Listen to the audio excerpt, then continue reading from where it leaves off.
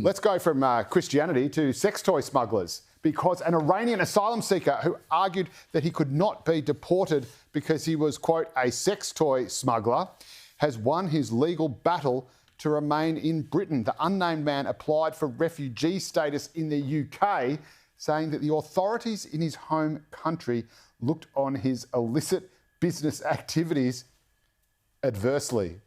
Are you telling me, now again, this is where my religious plurality really hits reality, because this is quite a shock to me. As someone who embraces all world religions, I never for the life of me would have thought that Iran, the great Shiite inheritor of the Persian tradition under the Ayatollah Khomeini, would be in any way intolerant. I mean, this is a nation that almost lets some women drive cars with their heads uncovered. Not yet, but we're getting there.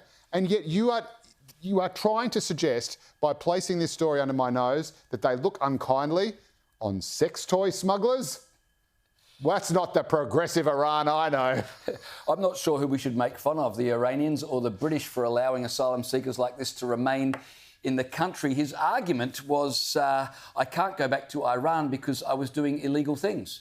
That doesn't seem like much of an argument to be allowed to remain in Britain. And so that was, of course, rejected by the first court. He appealed. And then the second court found that he couldn't be deported, not because he was selling sex toys in Iran, but because since arriving in Britain, he had posted on Facebook comments that were against the Iranian regime, and if he was to return, he would be persecuted for those comments. So it seems to be that his first argument was, I can't go back to Iran because I was doing illegal things. His second argument was, I'm doing illegal things now, so I can't go back to Iran. Basically, asylum seekers in the UK seem to just come up with one absurd idea after another until eventually they find a judge who will say, jackpot, you can stay. And this is not the first instance of ridiculous decisions from the British judiciary regarding asylum seekers. You remember, Liz, just a few weeks ago, we spoke about an Albanian man who was to be deported. He was found guilty of involvement in a fraud worth about £300,000. But he wasn't deported because the court ruled that would be unfair to his 10-year-old son, who didn't like chicken nuggets in Albania, much preferred them in the UK.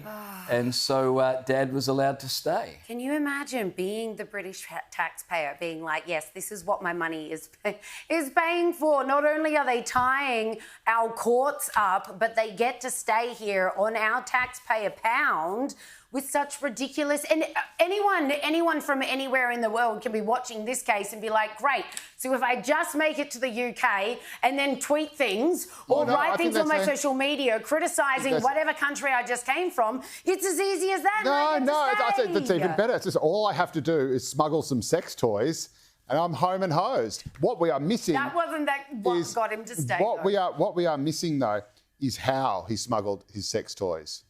Because that sounds uncomfortable to me. That is a detail we don't know. And, you know, sometimes ignorance really is bliss. Let's